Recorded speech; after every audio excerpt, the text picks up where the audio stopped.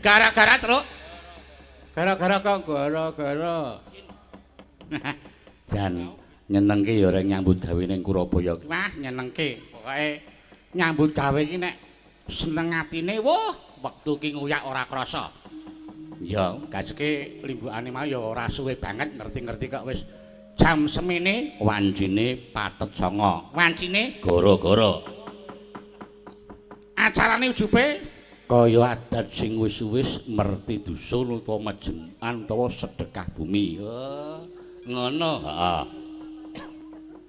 Ning tumrap aku ya reng sing jenengane acara kaya ngene majemukan utawa merti dusun kuwi dudu salah siji mujudake kapercayan ning iki minangka tandha bukti yen ta para warga sing lenggah ana ing Kurabaya iki isih padha ngleluri